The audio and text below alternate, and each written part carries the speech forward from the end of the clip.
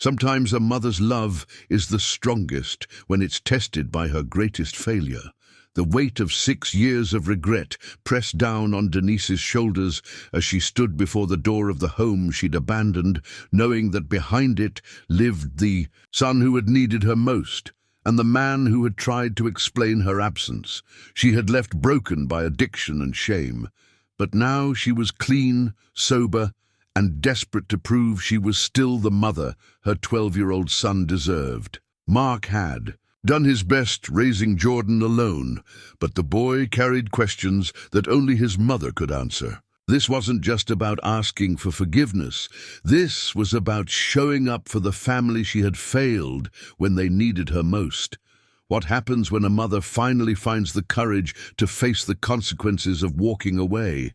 Before we jump back, tell us where you're tuning in from, and if this story touches you, make sure you're subscribed, because tomorrow I've saved something extra special for you. The October wind carried the scent of burning leaves through the quiet streets of Cedar Heights, a neighborhood that had once felt like home, but now seemed foreign under Denise's uncertain footsteps. Each house she passed held memories.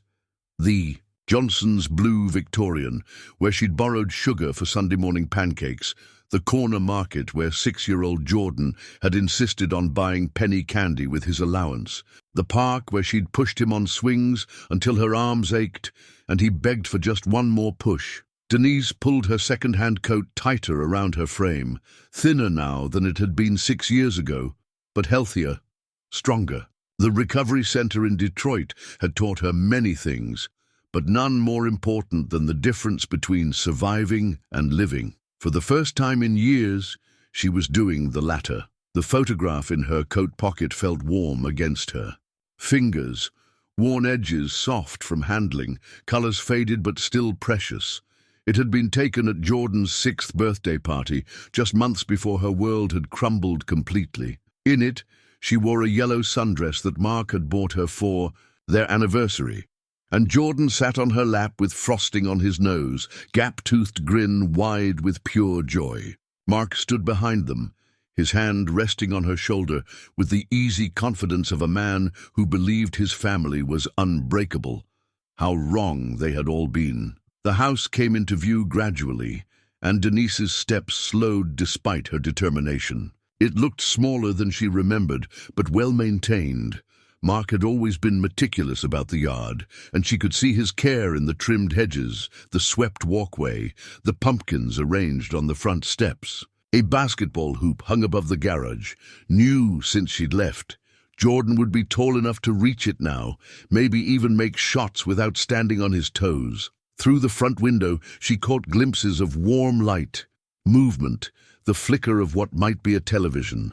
Normal evening sounds of a family settling in for the night, the life that had continued without her, grown around the space she'd left empty, adapted to her absence with the resilience that families learn when they must. Her phone buzzed. A text from Patricia, her sponsor from group therapy. Remember what we talked about. You can only control your actions, not their reactions. Proud of you for taking this step. Patricia had been the one to suggest this visit after months of Denise. Talking about Jordan, wondering how tall he'd grown, whether he still loved dinosaurs, if he remembered her voice. You can't heal what you don't face, Patricia had said during one of their long conversations over coffee. And that boy deserves to know his mother didn't stop loving him, even when she couldn't love herself. The decision had taken weeks of careful consideration. Denise had written letters she never sent, practiced conversations in the mirror of her small apartment, imagined every possible response from Mark and Jordan. She'd saved money from her job at the community center, small bills tucked away, until she had enough for the bus ticket from Detroit to Cedar Heights. 2 hours and 15 minutes that felt like a journey across decades. She remembered the day she'd left as if it were yesterday and a lifetime ago. The morning had started with another argument with Mark about money, about her increasingly frequent absences, about the way she'd been floating through their life like a ghost of herself. Jordan had been at school, safely away from the toxic cloud that had settled over their home. Mark had gone to work with that familiar look of exhausted patience, kissing her forehead and whispering, "We'll figure this out, Dee. We always do." But they hadn't figured it out. By noon, she'd been curled in their bedroom, shaking with withdrawal and shame, knowing she couldn't face another day of disappointing the people who loved her most. By evening, she'd packed a single suitcase and left a note that said simply, "I'm sorry. Take care of our boy. I'll come back when I'm better." She'd meant it, every word. But better had taken longer than any of them could have imagined. The path to recovery had been neither straight nor simple. There had been 2 false starts, a relapse that sent her back to square one, months of sleeping in shelters and temporary housing. But there had also been Patricia, who saw something worth saving in her. There had been the therapy group where she learned to speak her shame aloud and discovered it lost power in the light. There had been the community center job that gave her purpose, working with other women who were fighting their own battles against substances that promised everything and delivered nothing but loss. Most importantly, there had been the day she looked in the mirror and recognized herself again.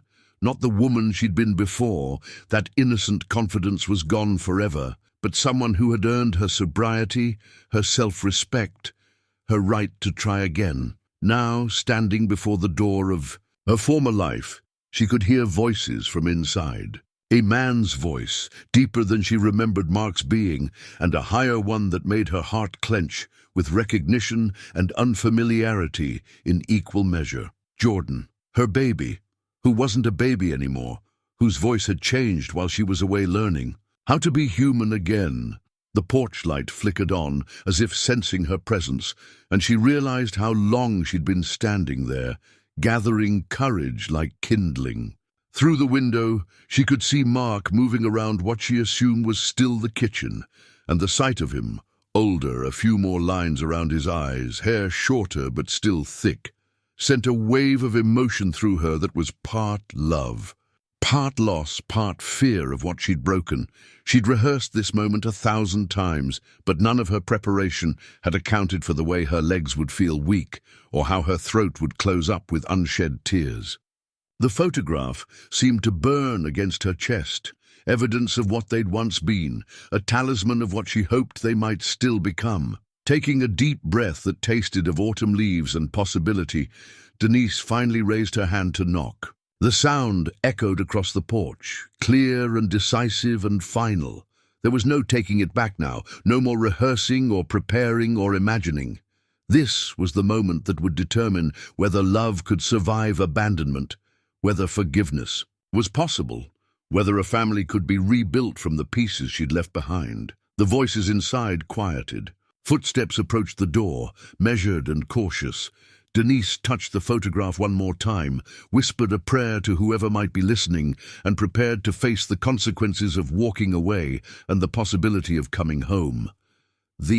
Dr. Handel turned with a soft click that sounded like the beginning of everything. The door swung open slowly, as if Mark needed time to process what he was seeing. For a moment that stretched into eternity, they stared at each other across the threshold, 2 people who had once shared everything, now separated by years of silence and the careful distance that comes with deep hurt. Mark looked older, but it suited him. The boy she'd fallen in love with at 22 had grown into a man with character written in the lines around his eyes and the silver threading through his hair. He wore a simple grey sweater and jeans, and Denise realized with a pang that she could no longer read his expressions the way she once had. His face showed surprise, wariness, and something else she couldn't quite name. Denise. Her name on his lips sounded strange, like a word in a language he hadn't spoken in years. "Hello, Mark." Her voice came out steadier than she'd expected, though her hands trembled at her sides. "Dad? Who is it?" Jordan's voice called from somewhere deeper in the house, and the sound hit Denise like a physical force. Her son's voice, no longer the high piping of a 6-year-old, but deeper, changing, growing into the young man he was becoming without her. Mark's eyes never left her face, but she saw him process the moment, weighing options she could only guess at. When he spoke, it was quietly, meant only for her ears. He doesn't remember much about you leaving. I never told him details. The words were both a gift and an indictment. A gift because it meant Jordan hadn't grown up hating her, but an indictment because it meant her son barely remembered her at all. "Dad!" Jordan's footsteps approached the entryway, and Denise's breath caught in her throat. "Just a minute, son," Mark called back, then stepped onto the porch and pulled the door partially closed behind him. The action felt like protection and rejection in equal measure. They stood in the circle of porch light, autumn air crisp around them, and Denise wondered if this was as close as she'd get to the life she'd left behind. Mark crossed his arms, not in anger but in the unconscious gesture of a man protecting himself from old wounds. "Why now?" he asked simply. She'd prepared for this question, but the practiced words felt inadequate now. "Because I'm better. Because I've been clean for 3 years. Because I wake up every morning thinking about him, wondering if he's happy, if he needs me, if he even remembers that he has a mother." "He's happy," Mark said, and there was both pride and pain in his voice. "He's a good kid, smart, funny, plays basketball now, made honor roll last semester. Each piece of information was a small miracle and a small devastation. Her son was thriving without her, which was what she'd wanted and what broke her heart simultaneously. "I'm glad," she said, and meant it despite the ache. "You've done an amazing job with him." Mark's expression softened slightly. "It's been hard. There were a lot of nights he cried for you, a lot of questions I didn't know how to answer. The image of Jordan crying for her was almost unbearable." "I'm sorry. I'm so sorry, Mark. I know that doesn't fix anything, but Dad?" The door opened wider, and suddenly Jordan was there, peering around his father with curious brown eyes that were exactly like hers. 12 years old, tall and lean like Mark, but with her smile, her dimples, her way of tilting his head when he was trying to figure something out. The sight of her son, this person she'd carried, nursed, sung to sleep, loved more than life itself, made Denise's knees weak. He'd grown so much. His face had lost its little boy roundness, and she could see hints of the man he'd become. But his eyes held the wariness of a child who'd learned early that people could disappear without warning. "Jordan," she whispered, his name a prayer on her lips. He studied her with the intensity of someone trying to place a half-remembered face. She saw the moment recognition flickered across his features, followed quickly by confusion, then something that might have been hope or might have been fear. "I know you," he said slowly. "You're in the pictures on Dad's dresser." Mark's mouth tightened, and Denise felt a rush of gratitude that he'd kept her photograph visible, that he hadn't erased her completely from Jordan's world. "I'm your mother," she said gently, crouching down to his eye level, even though he was almost as tall as she was now. "My name is Denise." Jordan looked between her and Mark, processing this information with the careful consideration of someone much older than 12. "Where have you been?" The question was asked without accusation, but it cut deeper than any anger could have. It was the simple, honest question of a child who'd learned not to expect explanations for why the adults in his life made the choices they did. "I was sick," she said carefully. "Very sick. And I had to go away to get better. Are you better now?" The directness of children could be devastating in its simplicity. "Yes, baby, I'm better now." He considered this, then looked up at Mark. "Dad?" In that single word was a lifetime of trust, a son checking with the parent who'd never left, the one who'd earned the right to make decisions about who could and couldn't be part of their world. Denise held her breath, understanding that this moment belonged to Mark, that he had every right to close the door and ask her to leave. Mark was quiet for a long time, looking between his son and the woman who'd once been his wife, who'd once been the center of his world before addiction had taken her away from them both. When he finally spoke, his voice was measured, careful. "Why don't you come in?" he said. "We can talk." The simple words felt like a miracle, like a door opening, not just literally but metaphorically. Jordan stepped back to let her pass, and Denise felt the overwhelming significance of crossing the threshold back into the home she'd abandoned. The living room looked different, but familiar. Same couch, different throw pillows. Same coffee table, now with basketball magazines instead of parenting. Books. Pictures on the mantel showed Jordan's school photos year by year, a visual timeline of everything she'd missed. There was a notable absence of family photos that included her, but the house still felt warm, lived in, loved. "Would you like something to drink?" Mark asked, slipping into the automatic politeness that had always been part of his nature. "Coffee would be nice," she said, though she wasn't sure she could keep anything down with her stomach churning with nerves and hope and fear. Jordan settled onto the far end of the couch, watching her with the fascination of someone observing an exotic creature. She sat carefully on the opposite end, leaving space between them, not wanting to crowd or overwhelm him with her sudden presence. "So," Jordan said with the bluntness of youth, "why did you really leave?" Mark paused in the doorway to the kitchen, and Denise felt the weight of both their attention on her. This was the moment she'd dreaded and known was inevitable. The moment when she'd have to explain the unexplainable to her son, to find words that would help a 12-year-old understand addiction, mental illness, and the kind of pain that makes running away seem like the only option. But looking at Jordan's earnest face, at Mark's protective stance, at the home they'd built without her, Denise realized that maybe the truth, carefully told, was the only gift she had left to offer.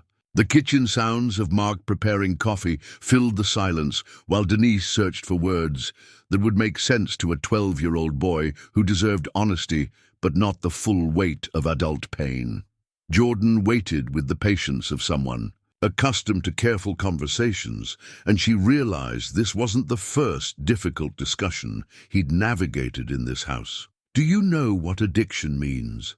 she asked gently, deciding that truth, even difficult truth, was better than the carefully constructed stories adults sometimes told children to protect them from reality.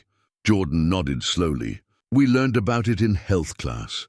And Mrs. Patterson next door, her son had problems with drugs before he got help." The matter-of-fact way he said it suggested Mark had prepared him well for this conversation, even if he hadn't known when it would come.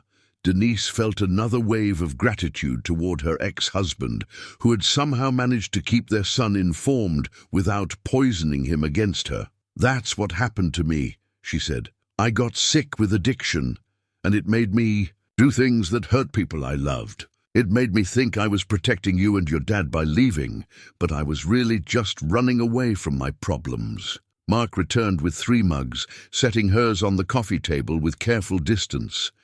The coffee was exactly how she used to like it, cream, no sugar, and she wondered if he remembered or if it was just coincidence. "Did you go to rehab like Tommy Patterson?" Jordan asked, referring to their neighbor's son with the casual curiosity of his age. "I did.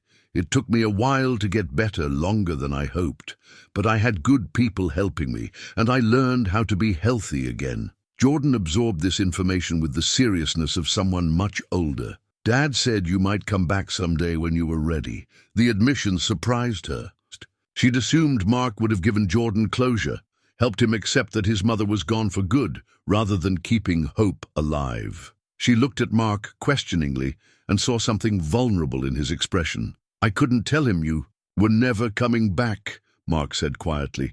"I didn't want him to grow up thinking his mother didn't love him." The words hit her like a gentle blow, revealing the depth of Mark's character and the weight he'd carried alone. He could have made himself the hero and her the villain in their son's story, but instead he'd protected her memory, even while dealing with his own anger and hurt. "Thank you," she whispered, the words inadequate for such a gift. Jordan looked. Between them, with the sharp awareness children develop when they're raised by a single parent who's doing his best to fill multiple roles. "Are you going to live here again?" The question hung in the air like smoke, complex and impossible to wave away. Denise saw Mark tense slightly, and she understood that this was territory they'd need to navigate very carefully. "I don't know what's going to happen, she said honestly. I just wanted to see you, to meet you again, to show you that I'm okay now, but your dad and I have a lot to figure out. I don't remember you very much, Jordan admitted, and the honesty stung even as she appreciated it. Just pieces. You used to sing when you cooked breakfast, and you had this perfume that smelled like flowers. Jasmine, she said softly, surprised he remembered even that much. It was jasmine perfume. And you read me stories about dinosaurs. Because I was obsessed with them. A small smile crossed his face. Dad still has some of the books. Mark nodded. The whole collection is in the closet upstairs. He outgrew them, but I couldn't bring myself to get rid of them. Another small kindness. Another way Mark had kept her memory alive without building false hope. Denise felt the full weight of what this man had done, raising their son alone while maintaining space for her eventual return, protecting Jordan's heart while dealing with his own complex feelings about abandonment and betrayal. I still love dinosaurs, Jordan said suddenly. Different ones now, though.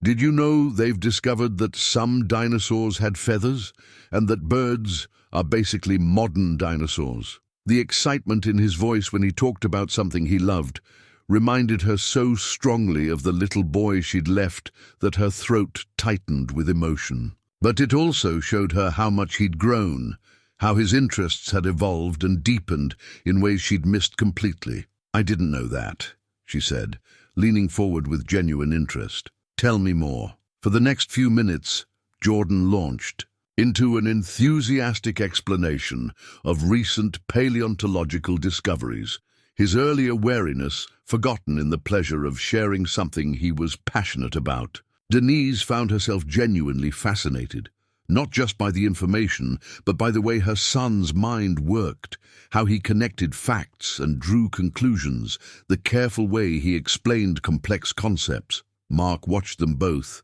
with an expression she couldn't quite read. Not disapproval exactly, but something cautious, protective. She understood. He'd been Jordan's sole parent for 6 years. He'd earned the right to be territorial, to worry about his son's emotional well-being, to question her motives and her staying power. "Mom," Jordan said suddenly, then stopped, looking surprised by his own word choice. "It's okay," she said softly. "You can call me whatever feels right to you." "Denise is fine too." "It's weird," he admitted. "I know you're my mom, but you feel like a stranger too." The brutal honesty of children could be more devastating than any adult cruelty. But Denise appreciated it. Jordan was processing this reunion in real time, without the filters adults use to soften difficult truths. "That makes sense," she said. "I'm kind of a stranger now. People change in 6 years. You've changed. You're so much taller and smarter than when I left. I've changed too. Maybe we can get to know each other again if that's okay with you." Jordan looked to Mark, that automatic checking in that spoke to the trust and communication they'd built together. Mark's nod was almost imperceptible, but it was permission, tentative acceptance of this new reality they were all navigating. "Can I see the picture?" Jordan asked suddenly. "Dad said you might have pictures from when I was little." Denise's hand went automatically to her coat pocket, to the photograph that had traveled with her through the darkest years of her life. Pulling it out felt like offering a piece of her heart, vulnerable and precious. She handed it to Jordan, who studied it with intense concentration. In the photo, he was gap-toothed and grinning, sitting on her lap while Mark stood behind them, his hand on her shoulder, all of them radiating the easy happiness of people who believed their world was secure. "I remember this," Jordan said slowly. "It was my birthday. We had that cake with the dinosaur on it." "You insisted on feeding everyone cake with your hands," Denise said, the memory suddenly vivid and bittersweet. "You got frosting everywhere." "Dad has this picture too," Jordan said, looking up at Mark. On his dresser, Mark's cheeks reddened slightly. "I kept a few pictures out. Seemed important." Another kindness, another way he'd honored their history, even when it must have been painful to look at reminders of what they'd lost. Denise understood more clearly now the man Mark had become in her absence. Not bitter, not vindictive, but careful, protective, and somehow still generous enough to leave room for hope. The evening settled around them with the weight of unspoken questions and tentative possibilities. Jordan had migrated closer on the couch during their conversation about dinosaurs, though he maintained careful distance, close enough to study her face, far enough to retreat if needed. The photograph lay between them on the coffee table, a bridge between past and present. "Are you hungry?" Mark asked suddenly, glancing at his watch. "We usually eat around 7. It was an invitation disguised as practical concern, and Denise felt her heart lift slightly. "I don't want to impose. We're just having spaghetti," Jordan interjected. "Dad makes it with those turkey meatballs I like. It's not fancy or anything." The casualness of his tone suggested he wanted her to stay, though he was trying to downplay the significance. Denise looked to Mark, who shrugged with studied nonchalance. "You're welcome to join us." Jordan set another place at the table, watching her son move around the kitchen with easy familiarity, knowing which drawer held the silverware, where the plates were stacked, the automatic way he folded napkins just like Mark did. Denise felt the full weight of the life that had continued without her. This was their routine, their rhythm, their shared language of small domestic gestures that she'd never been part of. But Mark was making space for her now, literally and figuratively, and that felt like more grace than she'd dared hope for. "Can I help?" she asked, following them into the kitchen. "You could make the salad," Mark suggested, pulling ingredients from the refrigerator. "If you remember how I like the dressing." It was a small test, she realized. Not cruel, but a gentle way of measuring how much she remembered about their shared life, whether she'd carried pieces of their family with her through the years of absence. She did remember. Olive oil, red wine vinegar, a touch of Dijon mustard, salt and pepper. Her hands moved automatically, muscle memory intact despite everything else that had changed. When she tasted it, the familiar tang brought back Sunday dinners, rushed weeknight meals, the comfortable domesticity they'd once shared. "Still good," Mark said, tasting it himself, and she heard surprise in his voice. "Some things stick," she said simply. Jordan watched these small interactions with the intensity of someone trying to understand a foreign language. She wondered what he was making of this tentative choreography between his parents. Two people who clearly knew each other intimately, but were carefully navigating the space between familiar and strange. The dinner table felt both natural and surreal.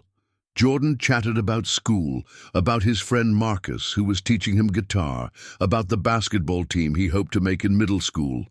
Normal 12-year-old concerns, the kind of conversation that happened at family tables. Across the country every night. But underneath the normalcy, Denise sensed the careful orchestration of it all.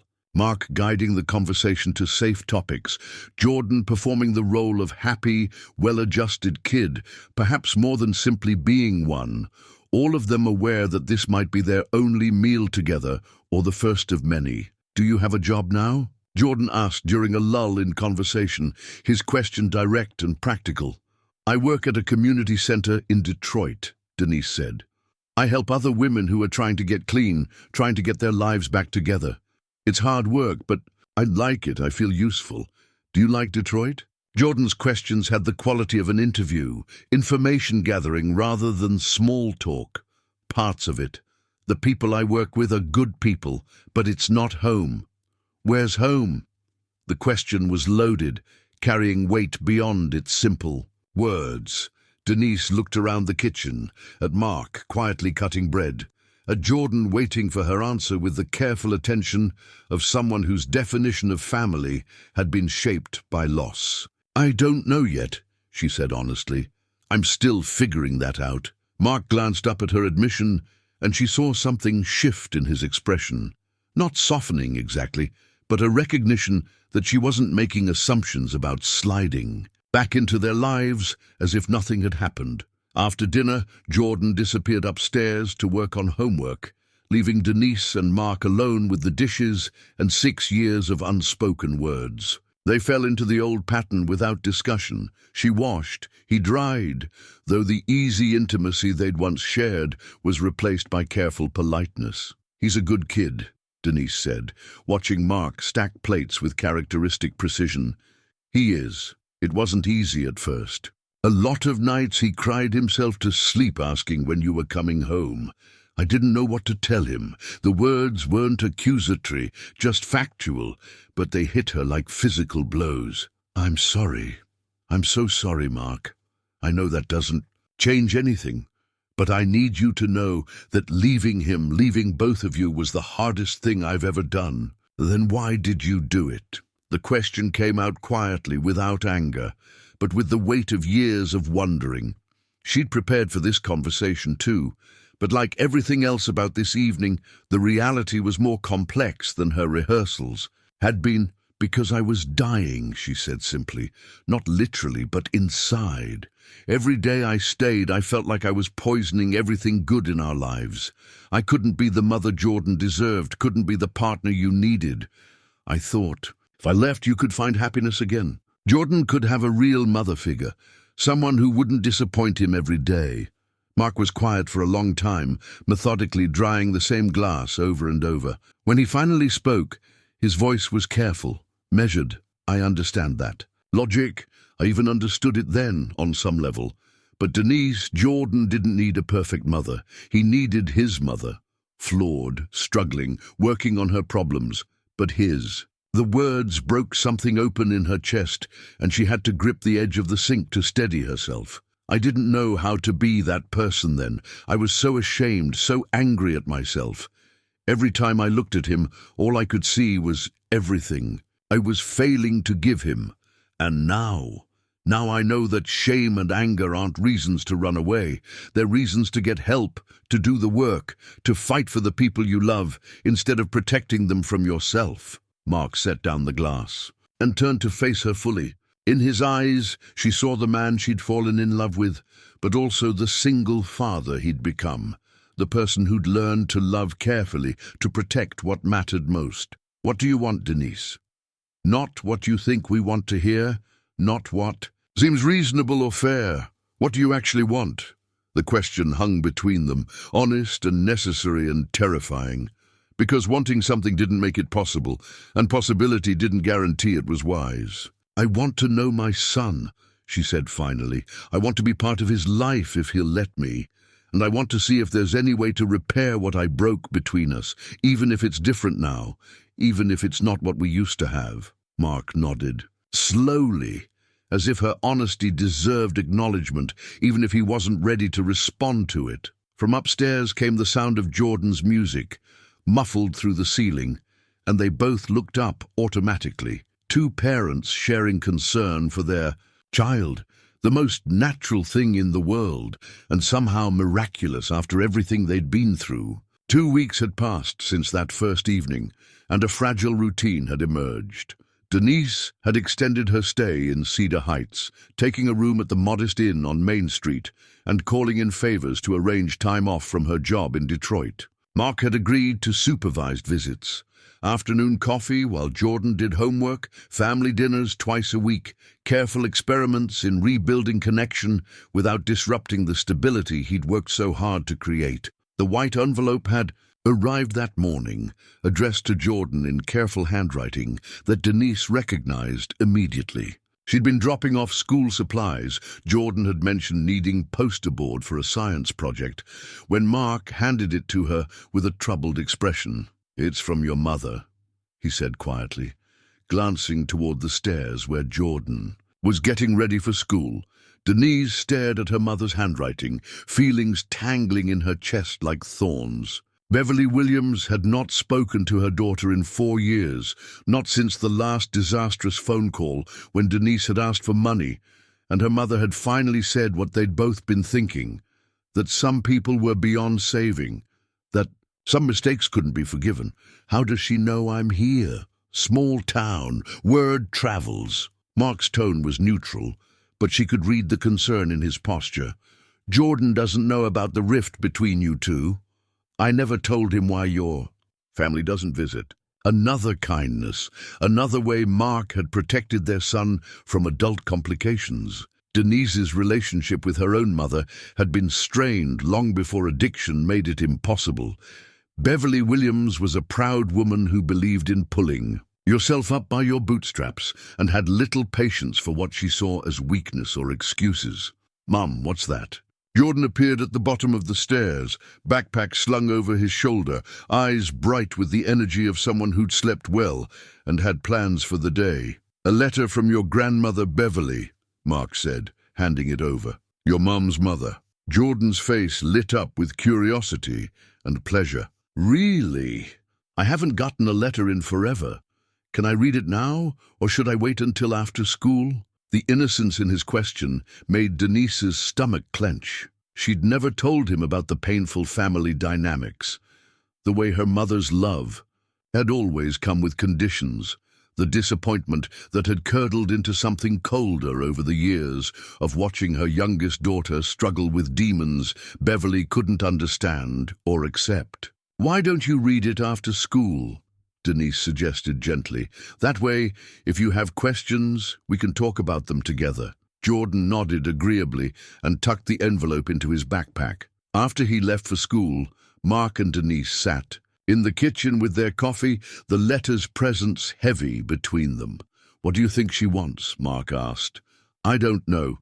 She could be reaching out because she heard I'm back, or she could be warning Jordan to stay away from me. With my mother, either one is possible."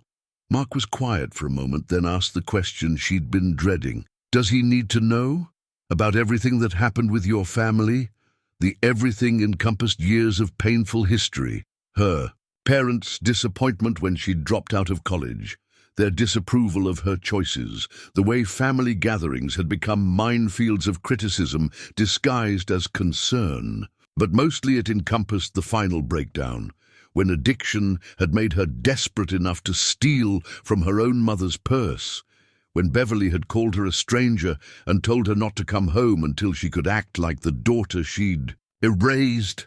"Not all of it," Denise said carefully, "but some of it maybe. He should understand that families can be complicated, that love doesn't always look the way we expect it to." That afternoon, Jordan bounded into the house with the enthusiasm of someone carrying important news.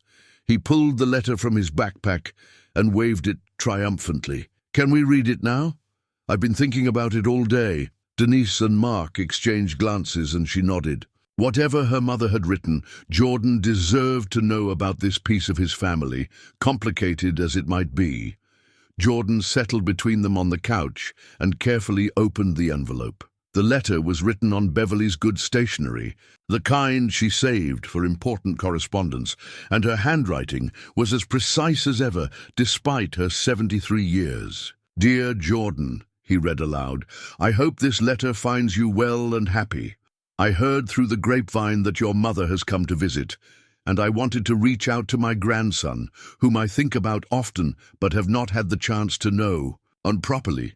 Jordan paused, looking between his parents. "Why haven't I met her? Grandma Beverly, I mean." "It's complicated," Denise said gently.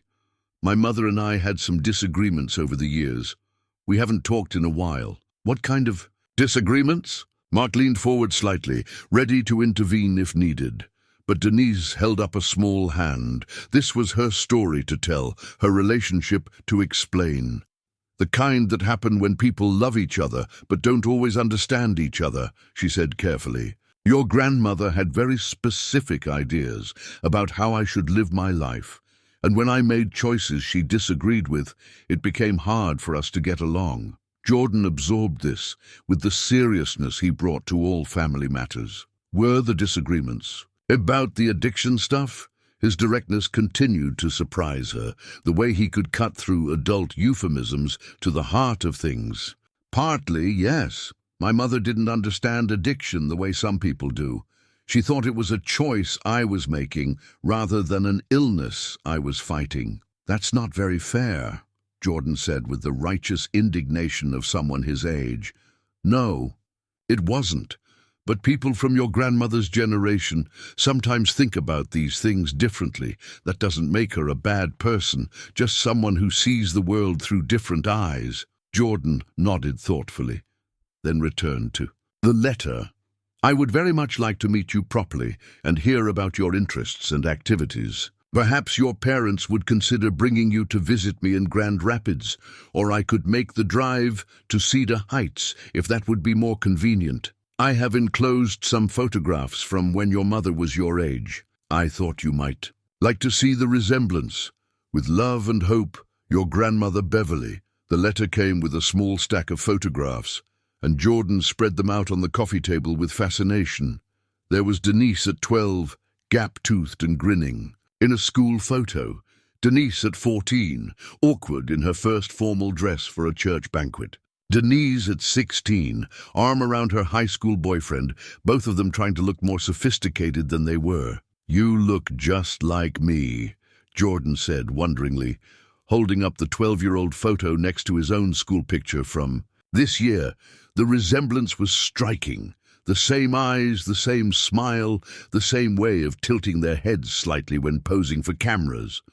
She's right about that, Mark said, studying the photos. You've got your mother's expressions, especially when you're thinking hard about something. Jordan continued examining the pictures with the absorption of someone discovering hidden treasure. Can we go see her?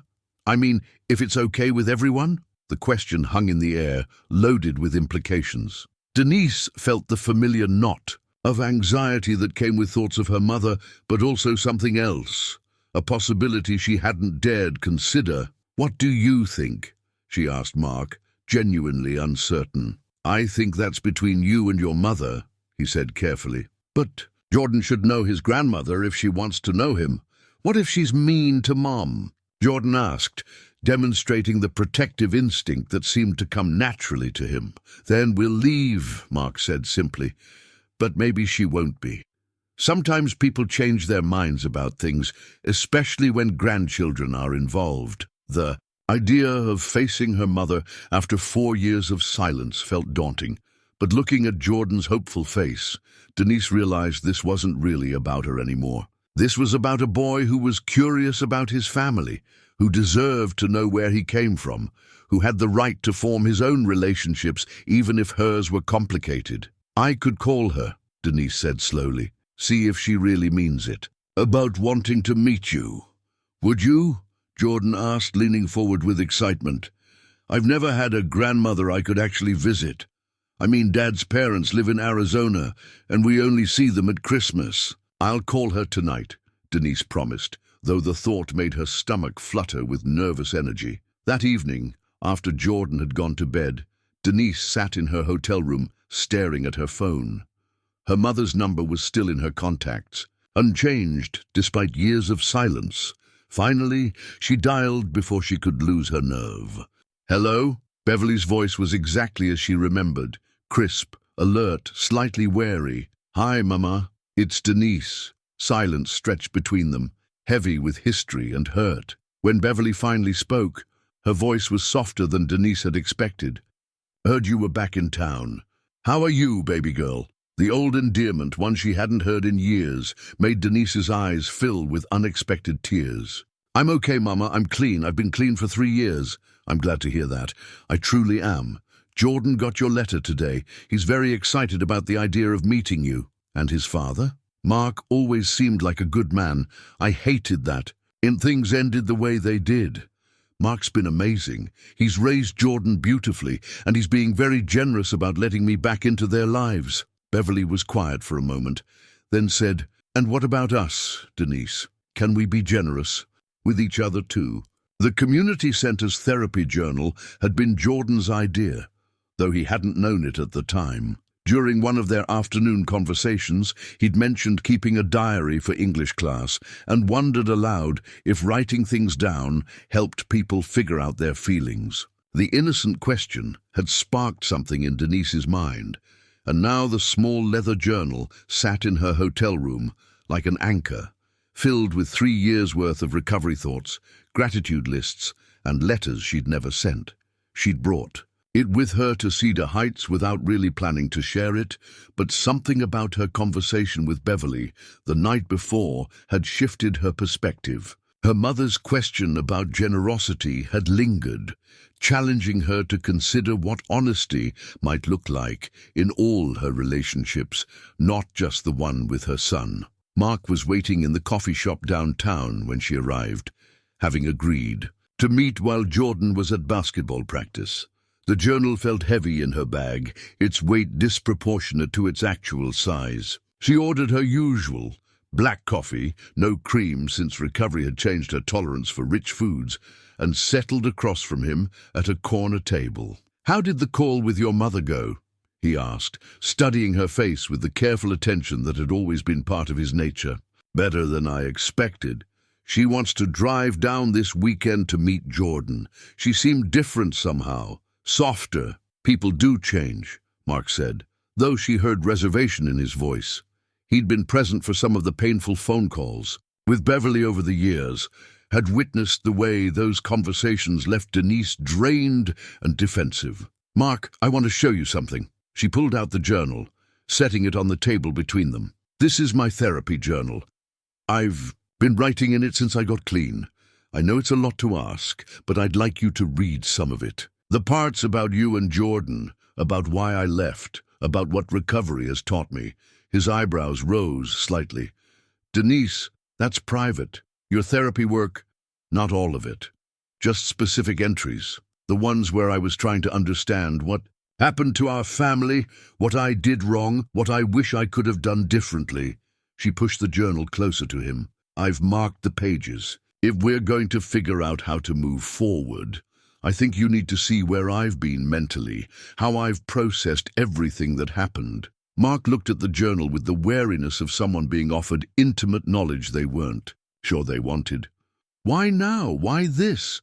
"Because my mother asked if we could be generous with each other, and I realized that generosity might mean sharing the hard parts, not just the hopeful ones. You've been so careful with me, so protective of Jordan, but you're making decisions based on who I was 6 years ago. Maybe it would help to see who I am now." He was quiet for a long moment, coffee growing cool in his hands.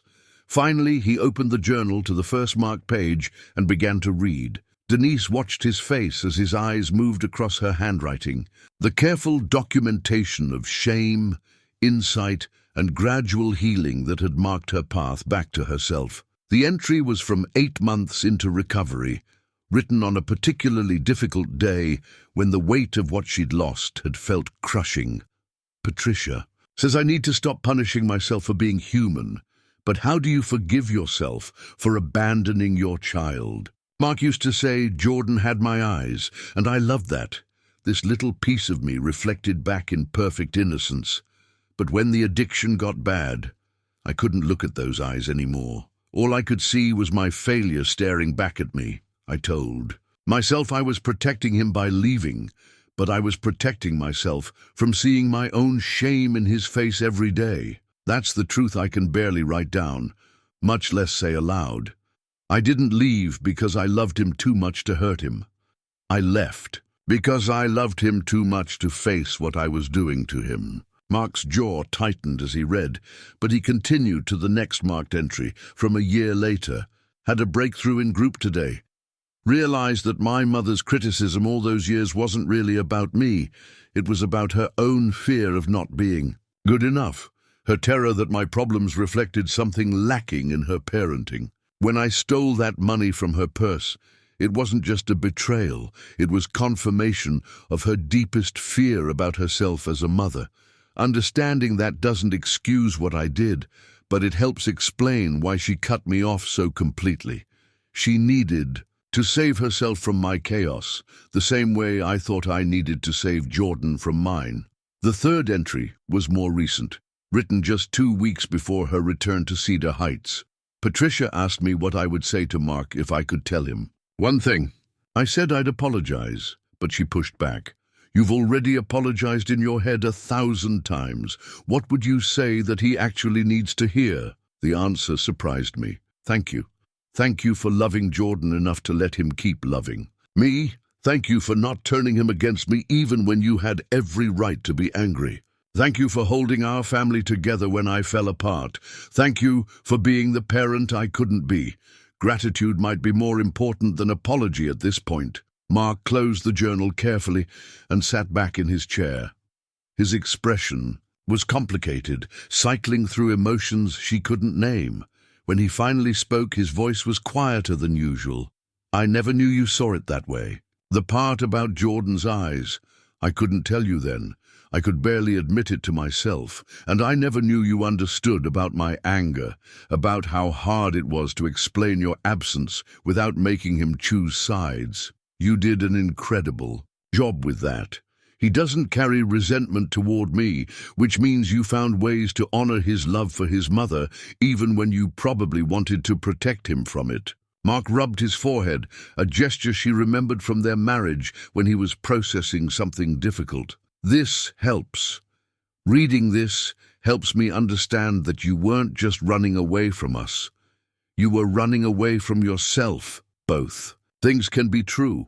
I was running away from you because I was running away from myself. But the impact was the same. Jordan lost his mother, you lost your partner, your family fell apart. The family we were fell apart," Mark corrected gently. "But maybe there's space for a different kind of family now. One that includes your recovery, your growth, the people we've become."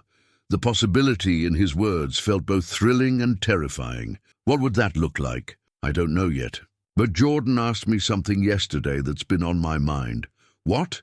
He asked if it was possible for people to love each other even when they can't live together. I told him yes, that there were lots of different ways for families to work. Denise felt her throat tighten. What did he say? He said maybe that's what we were figuring out. How to be a family that works for who we are now instead of who we used to be. Outside the coffee shop window, late afternoon light slanted through the trees, golden and forgiving. For the first time since her return, Denise allowed herself to believe that maybe healing didn't require going backward. Maybe it meant finding a way to build something new from the pieces they'd all carried through the years of separation. Beverly Williams arrived on Saturday morning in her immaculate silver Buick, the same car she'd driven for 15 years because she believed in taking care of things that served her well. Jordan pressed his face to the living room window, watching, as his grandmother emerged from the driver's seat with the careful dignity of someone who'd spent 73 years perfecting the art of making good impressions. She looked exactly as Denise remembered. Silver hair, perfectly styled, sensible. Shoes, a purse that matched her modest but well-tailored jacket. But there was something different in her posture, a softness around the edges that hadn't been there during their last painful encounters years ago. "She looks fancy," Jordan observed, smoothing down his shirt nervously. He'd changed clothes 3 times that morning, wanting to make a good impression on this grandmother he'd never met. "She is fancy," Denise said, her own nerves making her voice tighter than intended. "But she's also kind in her own way. Sometimes her kindness looks different than other people's, but it's still there." Mark squeezed her shoulder briefly, a gesture of support that felt both familiar and careful. They'd agreed he would stay for the initial introduction, but then take Jordan to basketball practice, giving Denise and Beverly time to talk privately before the 3-generation meeting they'd planned for dinner. Beverly's knock was crisp and confident. When Mark opened the door, she smiled with genuine warmth. "Mark, it's good to see you again. You look well. Mrs. Williams, welcome.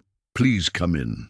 But Beverly's attention had already shifted to Jordan, who hung back slightly behind. His father, curiosity warring with 12-year-old shyness. "Jordan," Beverly said softly, and something in her voice made Denise's throat tighten.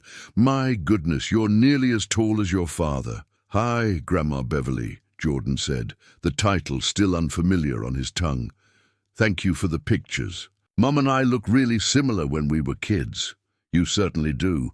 You have the Williams chin, too. That's your grandfather's side of the family." She reached into her purse and pulled out a wrapped package. "I brought you something. A little late for 12 birthdays worth of gifts, but I thought you might enjoy this." Jordan accepted the package with the careful politeness Mark had taught him, unwrapping it to reveal a thick photo album bound in deep green leather. "It's a family history," Beverly explained. "Pictures of your mother growing up, your grandparents, great-grandparents, cousins you've never met. I thought you should know where you come from." Jordan opened the album reverently, and Denise moved closer to see over his shoulder. The first page showed her own parents' wedding photo, Beverly radiant in white lace, Denise's father Robert handsome in his army uniform. She'd been beautiful, Denise realized, studying her mother's young face.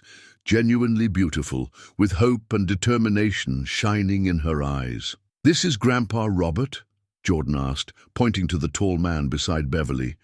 "Yes, baby. He died when your mother was in high school. Heart attack. Much too young." Denise felt the familiar pang that came with thoughts of her father. He'd been the gentler parent, the one who'd mediated between her and Beverly's strong will, who'd encouraged her artistic interests even when Beverly worried they weren't practical enough. "Mom said he was nice," Jordan said, still studying the photo. "He was wonderful, patient, funny, full of stories. He would have adored you." Beverly's voice carried genuine grief, even after all these years. As Jordan continued through the album, asking questions about relatives and family stories, Denise watched her mother transform. The rigid woman who'd had such strong opinions about proper behavior and right choices seemed to melt in the presence of her grandson's enthusiasm. She answered his questions with patience and obvious delight, sharing anecdotes that brought long-dead family members to life. After Mark took Jordan to practice, Denise and Beverly settled in the living room with coffee, the photo album between them like a bridge across years of silence. "He's a lovely boy," Beverly said. "Mark has done a beautiful job raising him." "Yes, he has. Mark's been incredible." Beverly was quiet for a moment, then set down her coffee cup with the decisive gesture. Denise remembered from childhood the signal that something important was coming. "Denise, I need to tell you something. Something I should have told you years ago, before everything got so bad between us." The seriousness in her mother's tone made Denise's pulse quicken. "What is it, Mama?" "Your father struggled with drinking. Not the way you struggled with drugs, but it was a problem for us for several years when you were little. You wouldn't remember. He got sober when you were about 8, stayed sober until he died. But there were some dark years there when I didn't know if our marriage would survive." The revelation hit Denise like a physical blow. Her father, gentle and steady in her memories, had battled the same kind of demons she'd fought. "I had no idea. I made sure you didn't. Children shouldn't carry their parents' burdens, and by the time you were old enough to understand such things, he'd been sober for years. But when your addiction got bad, when you started making choices I couldn't understand, I should have remembered that. I should have had more compassion." Beverly's hands were folded tightly in her lap, and Denise could see the effort this confession was costing her. Her mother had never been comfortable with emotional vulnerability, had always preferred the solid ground of practical concerns to the shifting sands of feelings. "Why didn't you tell me then, when I was struggling?" "Pride, mostly fear. I'd worked so hard to build a respectable life after your father got clean. I didn't want people to know our family had dealt with these problems twice. And if I'm being completely honest, I was angry that you'd chosen to put me through that kind of worry again. Mama, addiction isn't a choice. I know that now. I've been educating myself, going to Al-Anon meetings, learning about the disease model of addiction. But then, I thought if your father could stop drinking through willpower and determination, you should be able to stop using drugs the same way. I didn't understand that different people need different kinds of help." Denise felt tears starting, a mixture of grief for the support she might have had and relief that understanding had finally come, even if it was late. "There's something else," Beverly continued, her voice growing even more tentative. "The money you took from my purse that last time, I knew you needed it for more than food like you claimed. I knew it was probably for drugs. But I also knew you were desperate, and part of me hoped that if I gave you enough rope, either you'd find a way to climb out or—" She stopped, unable to finish the sentence. or I'd hit bottom hard enough to get clean." Denise finished quietly. Beverly nodded, tears in her own eyes now. "It was a terrible calculation for a mother to make. I've regretted it every day since. You were protecting yourself. You had to. I understand that now." "No, baby. I was protecting my idea of who I was, who our family was supposed to be. But you were my daughter, and you were sick, and I should have found a way to help instead of cutting you off." The weight of mutual understanding settled between them. Heavy, but not crushing. They sat in silence for several minutes, both processing years of hurt and misunderstanding that had finally been given context, finally been explained. "What now?" Denise asked finally. "Now we do better, both of us. I can't get back the years I missed with Jordan, can't undo the pain I caused you by withdrawing my support when you needed it most. But I can be present now. I can be the mother and grandmother we both need me to be. Even if I'm not perfect, even if recovery is ongoing work and I might make mistakes." Beverly reached across the space between them and took Denise's hands in her own. "Especially then. Your father taught me that sobriety is a daily choice, not a permanent condition. I should have remembered that lesson when you needed it most." Outside, Jordan's laughter carried through the windows as Mark brought him home from practice. The sound of her son's joy, combined with her mother's unexpected grace, felt like a gift Denise hadn't known she was hoping for. "Thank you for coming," Denise said. "Thank you for giving us another chance. Thank you for getting—" "Well," Beverly replied, "thank you for coming home." The letter from Jordan's school arrived on a Tuesday morning, delivered by a guidance counselor who asked to speak with both parents. Mark had called Denise immediately, his voice tight with concern, asking her to come to the house before they met with Mrs. Patterson at 2 o'clock. "What do you think it's about?" Denise asked, as they sat at the kitchen table, the unopened envelope between them like an accusation. "I don't know. His grades are fine, no disciplinary problems.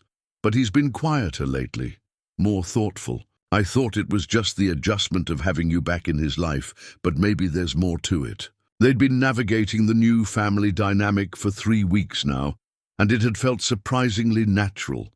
Dinners together, homework help, Saturday morning pancakes that had become a tradition. Beverly had visited twice more, each time leaving. Jordan with new family stories and leaving Denise with the growing warmth of reconciliation. Everything seemed to be moving in a positive direction, which made the counselor's request all the more ominous. Mark opened the envelope finally, scanning the brief letter with increasing concern. She wants to discuss Jordan's recent journal. Entry for English class. Something about family structures and how they're affecting his academic focus and emotional well-being. "Can I see it?" Mark handed her the letter, and Denise read Mrs. Patterson's careful professional language with growing unease. The counselor was requesting a meeting to discuss Jordan's processing of significant family changes and to ensure he has adequate support during this transitional period. "This sounds like she thinks we're damaging him," Denise said, her voice smaller than she intended. "We don't know what she thinks yet. Let's not assume the worst." But Denise could see the worry in Mark's eyes, the protective tension that had become familiar over the past weeks whenever Jordan's well-being came into question. She'd been so focused on rebuilding her relationship with her son that she hadn't considered whether the rebuilding itself might be causing him stress. "Maybe I should step back," she said quietly. "If having me around is causing problems for him, Denise, no, we're not making any decisions until we know what this is actually about." Jordan arrived home from school with his usual energy, dumping his backpack by the door and raiding the refrigerator with the focused determination of a growing 12-year-old. He seemed entirely normal, chattering about basketball practice and a science test he was confident he'd aced. "Hey, buddy," Mark said carefully. "Mrs. Patterson asked to meet with us tomorrow about your English assignment. Everything okay at school?" Jordan paused with a sandwich halfway to his mouth, and something shifted in his expression. Not fear exactly, but a sudden awareness that he was being observed, evaluated. "Yeah, everything's fine." "Why?" "She mentioned your journal entry." "About family. Want to tell us about it?" Jordan set down his sandwich and looked between his parents with the careful consideration that had become characteristic of him since Denise's return. She could see him weighing his words, trying to figure out what they wanted to hear versus what he actually thought. It was just about how families can be different shapes and still work, he said finally. Like how our family used to be one way, and then it was different, and now it's changing again. Mrs. Henderson said to write about something that was important to us, so I wrote about that. The simple explanation should have been reassuring, but Denise heard something underneath Jordan's words, a carefulness that suggested there was more to the story. "Can we read it?" she asked gently. "The journal entry, I mean, if you're comfortable sharing it." Jordan was quiet for a long moment, then nodded. "I guess so. It's in my backpack." He retrieved a spiral notebook and flipped through several pages before finding the right entry. Handing it to Mark, he said, "It's kind of long. Mrs. Henderson said we could write as much as we wanted." Mark read silently first, his expression growing more complex as he moved through Jordan's careful handwriting. Then he began reading aloud, his voice steady, but carrying undertones Denise couldn't quite interpret. "My Family's Different Shapes," by Jordan Williams. "Most kids in my class have families that look pretty normal. Mom, dad, maybe some brothers or sisters, grandparents who visit on holidays. My family used to look like that too, but now it's more complicated, and I think that's actually better. Even though it took me a while to figure out why." Mark paused, glancing at Denise, then continued. "When I was little, my mum got sick with addiction, which is a disease that makes people do things they don't want to do, like leave their families even though they love them. For a long time, it was just me and my dad, and that worked fine. Dad is really good at taking care of people, and he made sure I knew that my mom leaving wasn't because she didn't love me. He could have told me she was a bad person or made me mad at her, but he didn't, which I think was really brave of him." Denise felt her throat tighten, but Mark continued reading. "A few weeks ago, my mom came back. She's not sick anymore, and she's been working really hard to be healthy and to understand what happened to our family. Some of my friends think it's weird that my parents aren't married anymore but still have dinner together and help me with homework together. Marcus said his parents hate each other since they got divorced, and he has to choose which one to spend time with. But my parents don't make me choose. They've figured out how to love me together, even though they can't be married anymore." Mark's voice had grown quieter as he read, and Denise could see him processing their son's perspective on their unusual arrangement. "The thing that's different about my family now is that everyone in it chose to be there. My dad chose to raise me by himself when he could have been angry or given up. My mom chose to get better even when it was really hard, and then she chose to come back even though she was scared we might not want her. My grandma Beverly chose to forgive my mom and start being part of our family again. And I get to choose. Too. I can love my mom and be proud of her for getting healthy, and I can love my dad for taking such good care of me, and I can love that they figured out how to be friends again instead of staying angry." The words hung in the air between them, profound in their simplicity. Jordan had articulated something that the adults had been carefully dancing around for weeks, that their family worked precisely because it was built on choice rather than obligation, on healing rather than pretense. "That's beautiful, Jordan," Denise said softly, but Mrs. Patterson seemed concerned about something. "Is there more?" Jordan shifted uncomfortably. "Well, there's the part about Marcus and some other kids saying stuff." "What kind of stuff?" "Just that it's weird how you left and then came back, and maybe you'll leave again, and that Dad's stupid for letting you around me because drug addicts always mess up eventually." Jordan's voice had grown smaller as he spoke. "I told them they were wrong, but sometimes I wonder if they're right.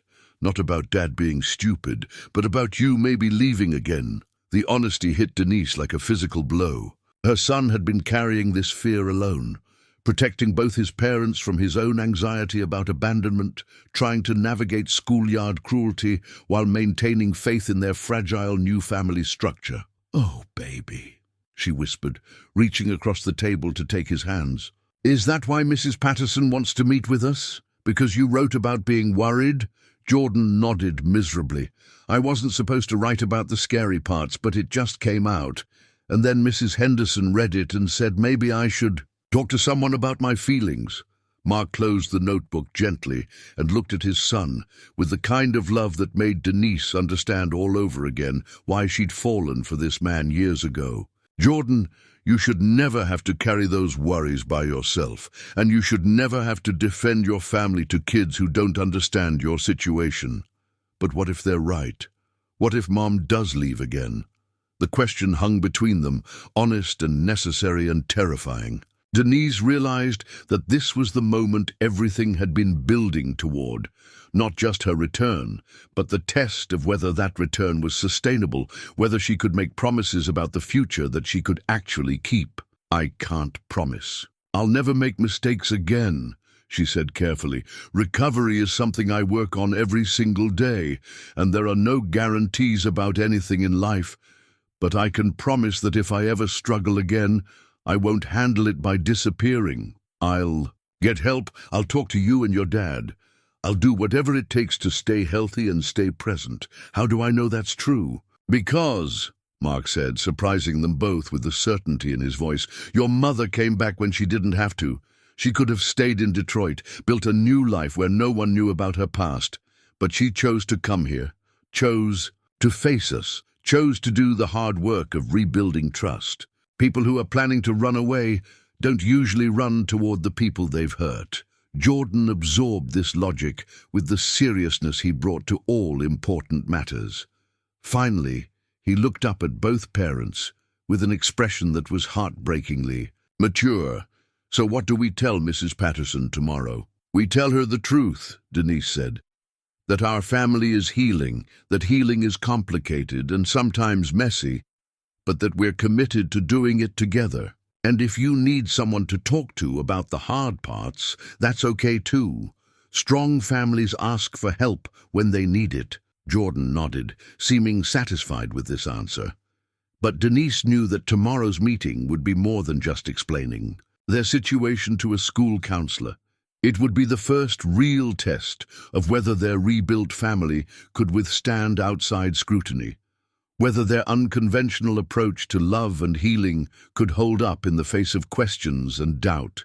From the world beyond their kitchen table, Mrs. Patterson's office smelled of coffee and good intentions, lined with motivational posters about growth mindset and the kind of gentle, inspirational messages that guidance counselors used to encourage struggling students. Jordan sat between his parents in the circle of chairs she'd arranged, his posture straight but tense, the careful bearing of someone who understood that adult conversations about him could determine his future in ways he couldn't fully control. "Thank you all for coming," Mrs. Patterson said, settling into her chair with the practiced ease of someone who'd navigated thousands of difficult family conversations. She was younger than Denise had expected, maybe early 30s, with kind eyes and the sort of patient demeanor that suggested she genuinely cared about the students in her charge. "I want to start by saying that Jordan is a wonderful student," she began, directing a warm smile toward him.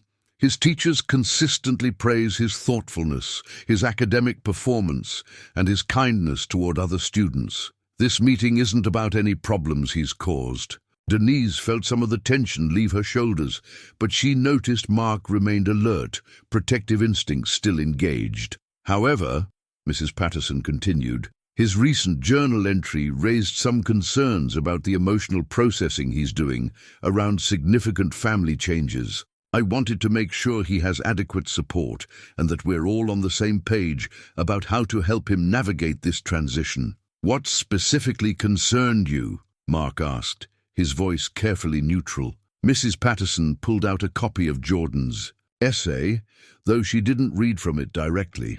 Jordan wrote very maturely about family structures and change, but he also expressed some anxiety about abandonment and mentioned dealing with comments from peers about his family situation. These are normal concerns for a child in his position, but I wanted to ensure he feels safe discussing these feelings at home.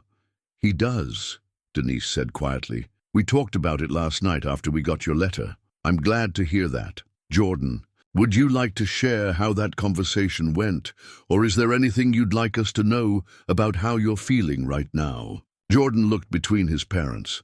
That familiar checking-in gesture that spoke to the trust they'd built together. When he spoke, his voice was steady but thoughtful. I was scared at first that I got in trouble for writing about my family. But Mom and Dad explained that it's okay to have worried feelings and that talking about them doesn't mean anything bad will happen. That's exactly right, Mrs. Patterson said approvingly. Sometimes kids worry that if they express fears about their family situation, adults will make changes they don't want. But having feelings and talking about them is healthy. The kids at school don't always understand, Jordan continued, gaining confidence. Some of them think it's weird that my parents aren't married but still do family stuff together. Marcus said his parents can't even be in the same room without fighting, so he doesn't get why mine can be friends. Mrs. Patterson nodded knowingly. Different families work differently. There's no single right way to be a family, as long as everyone feels loved and supported. How do you feel about your family situation, Jordan? I like it, he said without hesitation. It's not the same as when I was little, but it's good. My parents figured out how to take care of me together, even though they can't be married anymore. And my mom is healthy now, which is the most important thing. Denise felt tears threatening but kept her composure. Hearing Jordan articulate their family's success so clearly, so confidently, felt like validation she hadn't known she needed. Mrs. Patterson, Mark said, what are your recommendations? How can we best support Jordan through this? Honestly, you're already doing the important things. You're communicating openly, you're prioritizing Jordan's emotional needs, and you're presenting a united front as his parents, despite your changed relationship. My main suggestion would be to continue checking in with him regularly about his feelings, and perhaps consider family counseling if he shows signs of increased anxiety or if peer comments become more problematic. Would that be something you'd recommend now, or only if problems develop? Denise asked. Given that Jordan seems to be adjusting well and has good communication with both parents, I'd say it's not urgent, but it could be beneficial as a proactive measure, especially since you're navigating a relatively unique family structure. A family therapist could help you maintain these positive dynamics and give Jordan additional tools for responding to peer questions. Jordan perked up at this. Would it be someone I could talk to about the hard stuff without getting anyone in trouble? Exactly, Mrs. Patterson said. A therapist's job is to help families communicate better and work through difficult feelings together. They're not there to judge or make changes you don't want. The meeting concluded with resource recommendations and an agreement to check in again in a few months. As they walked to the parking lot, Jordan between his parents, Denise felt something she'd almost forgotten. The simple pleasure of being part of a team working together for their child's well-being. That went well, Mark said, and she could hear the relief in his voice. Mrs. Patterson was nice, Jordan added, and I like that she said there are lots of ways to be a family. There are, Denise agreed, and we're figuring out what works best for ours. As they reached their cars, Jordan looked up at both parents with an expression that was serious but not worried. Can we still have dinner together tonight, even after talking about all the complicated stuff? Of course, Mark and Denise said simultaneously, then looked at each other with the kind of understanding that transcended their complicated history. Family dinner, Denise confirmed. That's what families do.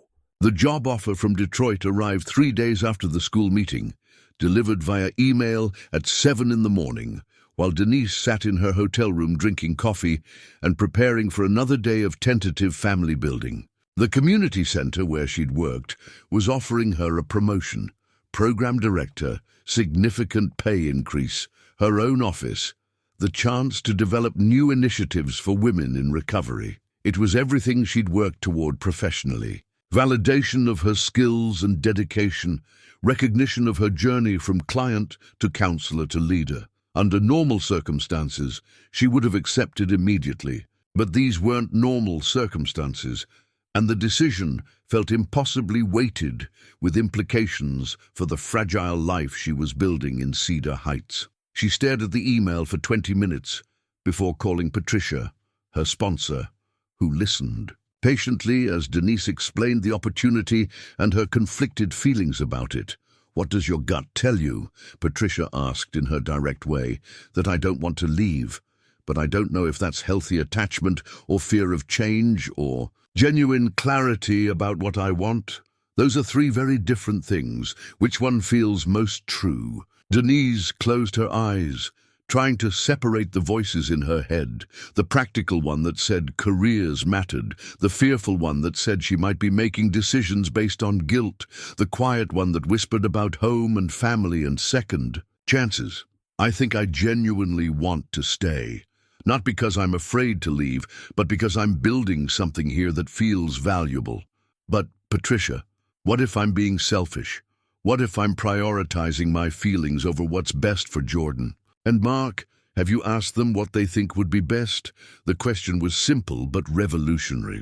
In all her careful consideration of everyone else's needs, she'd been making assumptions about what they wanted rather than actually asking. 2 hours later, she sat in Mark's living room with the laptop open between them, the job offer displayed on the screen like evidence in a case she was trying to make. "It's a great opportunity," Mark said, after reading through the details.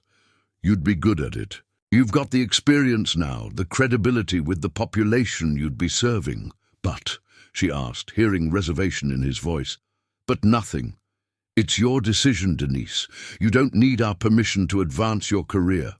She studied his face, looking for clues to his real feelings. "That's not what I'm asking. I'm asking what you think would be best for Jordan, for the family dynamic we're building."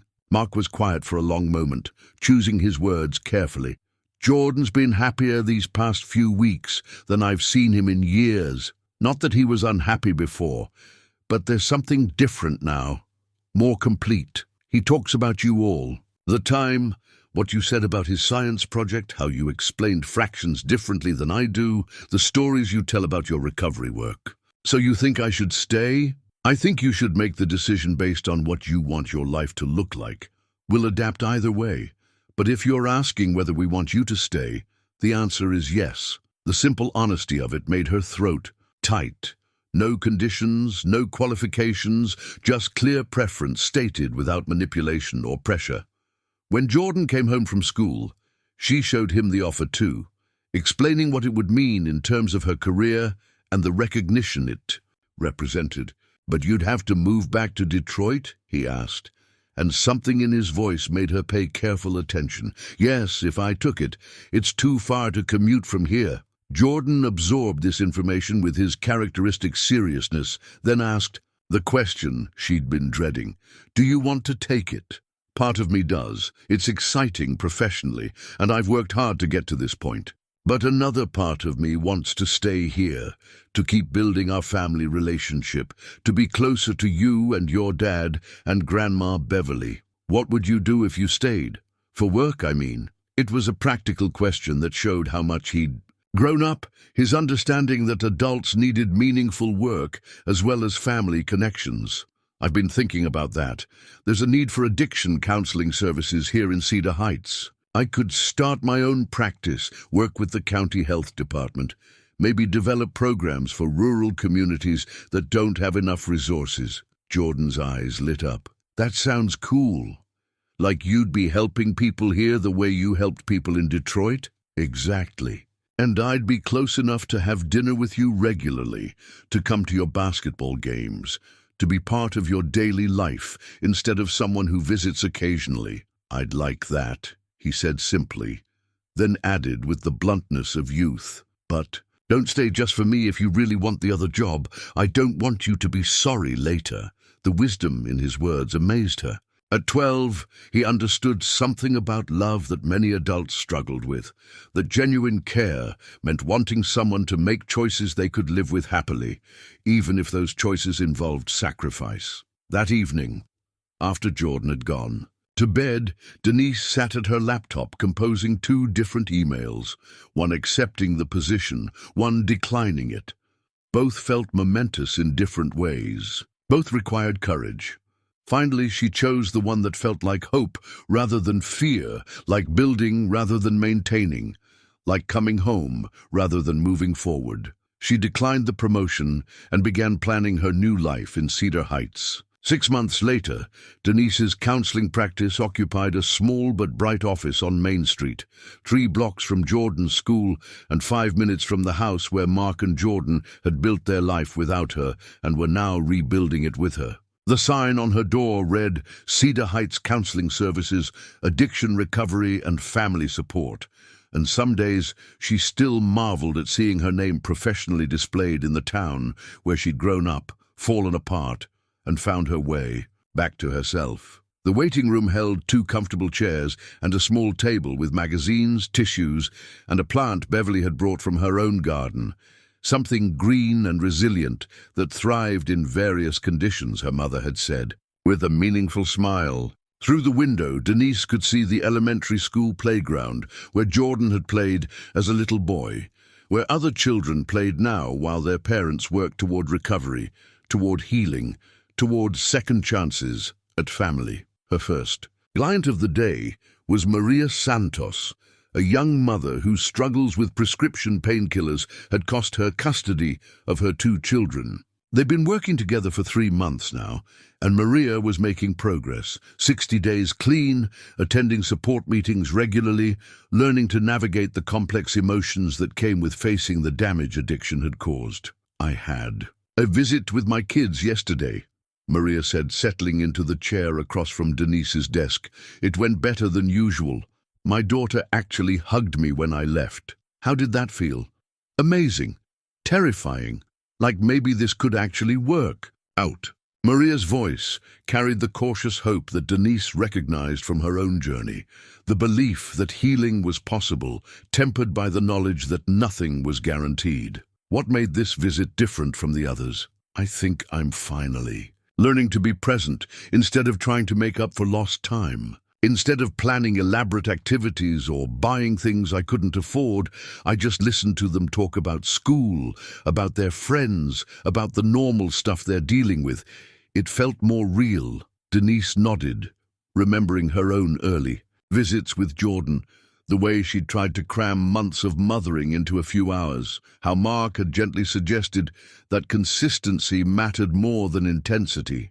Recovery teaches us that small, consistent actions often have more impact than grand gestures, she said. Your children need to know you're reliable more than they need to know you're sorry. After Maria left, Denise had an hour break before her next appointment. She walked to the coffee shop where she'd first shown Mark her therapy journal, where they'd begun the careful work of rebuilding trust. The barista, a college student named Emma, greeted her by name and had her usual order ready. Black coffee, no cream, the simple preference that had evolved during recovery when rich foods had made her nauseated. At a corner table, she opened her own journal, the same leather-bound book she'd carried through the hardest years, but now filled with different kinds of entries. Today's reflection was about gratitude, for the client who was finding her way back to her children, for the community that had welcomed her professional services despite knowing her history, for the family that had made space for her return. "Mom." Jordan's voice called from the coffee shop entrance, and she looked up to see her son, taller now, face losing its last traces of little boy softness, grinning at her with the easy affection that still sometimes surprised her with its naturalness. "Hey, baby, how was school?" "Good. Dad said I could walk over and see your office if I wanted to." He slid into the chair across from her, already reaching for the muffin she'd bought in anticipation of his arrival. This had become their routine. Jordan, stopping by after school when he didn't have basketball practice, doing homework at her desk while she finished with clients, walking home together for family dinner. "Any interesting cases today?" he asked with the casual curiosity he'd developed about her work. "A mum who's working hard to get her kids back. She's making good progress." Jordan nodded seriously. He'd developed a mature understanding of addiction and recovery over the months, asking thoughtful questions about her work, showing genuine interest in the people she helped. Sometimes Denise wondered if having an addict mother would influence his own choices about substances, but she decided to trust in the foundation of honesty and communication they'd built together. "Dad wants to know if you're still coming for dinner Sunday. Grandma Beverly is bringing her famous pot roast. Wouldn't miss it." Sunday dinners had become sacred. 4 generations around Mark's table, sharing food and stories and the comfortable rhythm of a family that had learned to work despite its unconventional structure. They walked home together through the familiar streets of Cedar Heights, past houses where Denise had played as a child, where she'd struggled as a young adult, where she was now building her second chance at a meaningful life. Jordan chattered about an upcoming basketball game, about a girl in his class he thought was funny, about plans for summer vacation that casually included her in a way that still felt miraculous. At the house, Mark was in the kitchen preparing dinner, and he looked up when they entered with the kind of smile that spoke to contentment rather than dramatic happiness, the quiet satisfaction of a life that was working. "How was your day?" he asked, as he did every evening, and the ordinary question felt like a gift. "Good. Maria had a breakthrough with her kids, and I got 3 new referrals from the county. Business is growing," Mark observed with pride that was personal as well as professional. "It is. Turns out people in small towns need recovery support too." Jordan had settled at the kitchen table with his homework, pencil moving steadily across math problems, while his parents moved around each other with the easy choreography of people who had learned to share space without stepping on each other's emotional territory. Later, after homework was finished and dinner was eaten and Jordan had gone upstairs to call his friends, Denise and Mark sat on the front porch drinking coffee and watching the evening settle over their quiet neighborhood. "Any regrets?" Mark asked quietly, a question that had become part of their regular check-ins. "About staying?" "No." "About Detroit?" "About the time we lost?" "About the way I handled everything 6 years ago?" "Sometimes, but not about this choice." "Not about being here now?" Mark nodded, understanding the distinction between regret about the past and satisfaction with the present. Jordan's science teacher said he wrote an essay about resilience that was exceptional. Want to guess what his example was? "Our family." His exact words were, "Sometimes the strongest families are the ones that had to learn how to be strong instead of just being born that way." The words settled between them like a benediction, validation of the work they'd all done to build something sustainable from the pieces of what had been broken. Inside the house, Jordan's laughter drifted through the windows, the sound of a boy who had learned that love could survive abandonment, that families could rebuild themselves in new configurations, that second chances were possible when people were willing to do the hard work of healing.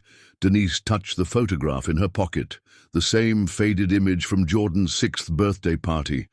But now it represented not what had been lost, but what had been found again. Different now, more intentional, built on choice rather than assumption, but real and precious and worth every difficult day it had taken to create. Tomorrow would bring new clients, new challenges, the ongoing work of recovery and family and building a life worth living. But tonight, sitting beside the man who had kept space for her return and listening to the sound of her son's happiness, Denise felt the quiet peace that came with being exactly where she belonged.